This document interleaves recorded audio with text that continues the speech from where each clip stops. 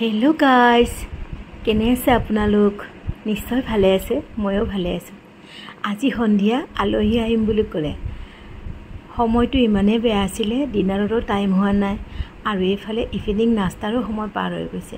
তো ভাবিলোঁ এক গুলিত দুই চিকাৰে কৰোঁ।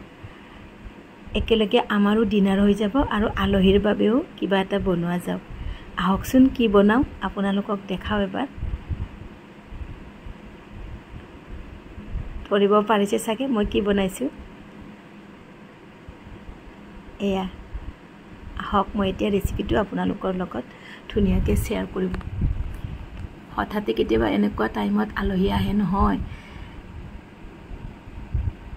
কি খুৱাওঁ ভাবি নাপাওঁ আৰু সেইকাৰণে মই আজি ভাবিলোঁ এনেকুৱাকৈ দুইটাই হ'ব, আমাৰ ডিনাৰো হৈ যাব আৰু লগতে আলহীৰো আপ্যায়ন হৈ যাব।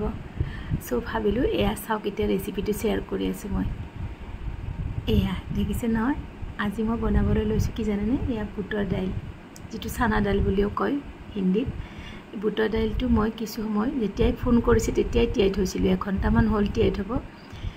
কিন্তু আপোনালোকে অলপ বেছি সময় তিয়াই থ'লে আৰু বেছি ভালকৈ গলি যাব দাইলটো। এয়া চাওক, বুটৰ দাইলখিনি মই প্ৰেছাৰত দি দিছোঁ এনেকৈ। আৰু এতিয়া মই ইয়াৰ লগতে দি দিছোঁ আপোনাৰ এটা বিলাহী কাটি লৈছোঁ মিহিকৈ, বিলাহী আৰু দুটা আলু কাটি লৈছোঁ। বিলাহী আৰু লগত আলু দিছোঁ। এয়া দেখিছে নহয়, প্ৰেছাৰত একেলগে দি থাকে। বিলাহীখিনি আপোনালোকে পিছতো দিব পাৰে, কিন্তু মই একেলগে দিওঁ, তেতিয়া বিলাহীখিনি ধুনীয়াকৈ গলি যায় প্ৰেছাৰত দি দিলে। এতিয়া নিমখ দিছোঁ, চাওক আন্দাজমতে নিমখখিনি দি ল'ব। আৰু বুটৰ দাইলটো সোনকালে সিজিবৰ কাৰণে কি দিওঁ মই জানেনে? আপোনালোকে বাৰু দিয়ে নে নিদিয়ে নাজানো, কিন্তু মই ইয়াতে কি দিছোঁ, 2 চামুচ চেনি দি দিছোঁ। তেতিয়া বুটৰ দাইলখিনি খুব সহজে সিজি যায়। এয়া চাওক, এতিয়া এইখিনি মই ঢাকনি লগাই হুইচেল আহিবলৈ দিম। যিহেতু বুটৰ দাইল সিজোতে অলপ টাইম লাগে, তো 4-5টামান চিটি দিবলৈ দিম। এয়া চাওক, এতিয়া মই মছলাখিনি ৰেডি কৰি থৈছোঁ। ইয়াতে মই লৈছোঁ পাঁচফোৰণ, জিৰা গুড়ি, ধনিয়া গুড়ি, গৰম মছলা আৰু লৈছোঁ অকণমান জলকীয়া গুড়ি। এয়া এতিয়া 4টা হুইচেল আহি গ'ল আৰু এতিয়া মই এখন কেৰাহীত গৰম হ'বলৈ দিছোঁ। এয়া চাওক, কেৰাহী গৰম হোৱাত ইয়াতে মই দিছোঁ সৰিয়হ তেল। সৰিয়হ তেল দি ইয়াৰ লগতে মই কি দিম, ফোৰণ দিম, পাঁচফোৰণ। আপোনালোকে ইয়াতে ফোৰণৰ ঠাইত জিৰাও ব্যৱহাৰ কৰিব পাৰে, গোটা জিৰাটো। আপোনালোকৰ বাৰু কাৰ কাৰ বুটৰ দাইল প্ৰিয় হয়। এয়া দেখিছে নহয়, এতিয়া মই পাঁচফোৰণ দি লৈছোঁ। আৰু বুটৰ দাইলত চম্ভাৰ দিওঁতে সদায় শুকান জলকীয়া দিব, তেতিয়া বহুত বেছি টেষ্টি হয় খাবৰ কাৰণে। আৰু এতিয়া দিছোঁ তেজপাত। এতিয়া পিঁয়াজখিনি দি দিছোঁ আৰু অকণমান ভাজি লৈছোঁ এনেকুৱাকৈ। পিঁয়াজখিনি অকণমান ৰঙচুৱাকৈ ভাজি ল'ব আৰু তাৰপিছতে ইয়াতে কি দিব জানেনে? আদা নহৰু পেষ্ট দিব। বুটৰ দাইলত আদা নহৰুটো একেবাৰে কম্পালচৰি হয়, নহ'লে ভালেই নালাগেচোন খাবলৈ। আপোনালোকে যদি নিদিয়াকৈ খাই মোক জনাবচোন, মই কিন্তু একেবাৰে ভাল নাপাওঁ। আদা নহৰু নিদিলে যেন দালিখন কিবা এটা কম কম হৈ যায়। ইয়াতে অকণমান আদা নহৰু পেষ্ট দি দিছোঁ। এয়া চাওক, এইখিনি অকণমান ভালদৰে ভাজি ল'ম।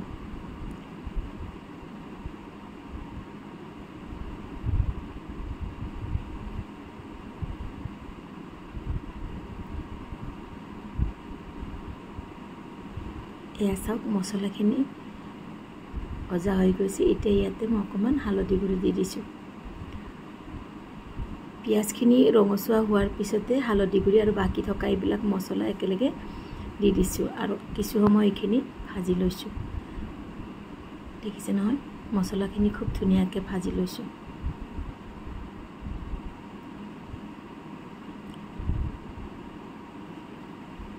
আপোনালোকে বাৰু এনেকৈ বুটৰ দাইল বনায়নে? যদি বনাই মোক কমেণ্ট কৰি জনাবচোন। আৰু কাৰ কাৰ ফেভাৰেট হয় বুটৰ দাইল, আৰু লগতে আপোনালোকে ক'ৰ পৰা চাই আছে মোক কমেণ্ট কৰি নিশ্চয় জনাব হা।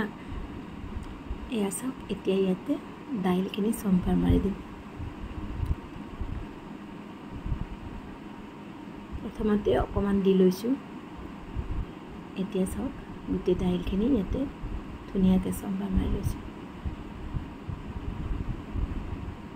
দেখিছেনে বুটৰ দাইলখিনি ইমান ধুনীয়াকৈ গলি গৈছে আপোনালোকে এনেকৈ অকণমান চেনি দি চাবচোন অতি সহজেই গলি যায় কেতিয়াবা কিছুমান দাইল পটককৈ নিহিজে নহয় তেতিয়া আপোনালোকে চেনি অকণমান ব্যৱহাৰ কৰি দিব তেতিয়া বহুত ধুনীয়া হয় খাবলৈ আৰু অকণমান মিঠা মিঠা ভাৱটো আহে মই পিছে প্ৰায় এনেকৈয়ে বনাওঁ আৰু লগত আলু আৰু বিলাহী দি দিওঁ এয়া চাওক দাইলটো মোটামুটি আমাৰ বনোৱা হৈ গৈছে এতিয়া দাইলৰ লগত কিনো খুৱাম আলহীক আহকচোন এতিয়া আকৌ কি খুৱাম চাওক এতিয়া চাওক দাইলৰ পিছত কি বনাইছোঁ মই অমলেট আৰু এয়া লুচি দেখিলে নহয় এতিয়া মই আলহীক খুৱাবলৈ লৈছোঁ লুচি বুটৰ দাইল আৰু অমলেট লগত চাটনি এটা পুদিনা চাটনি তো ভিডিঅ'টো কেনে পালে আপোনালোকে জনাব ভাল পালে লাইক কমেণ্ট আৰু ছাবস্ক্ৰাইব কৰিব আজিলৈ আহিছোঁ বাই বাই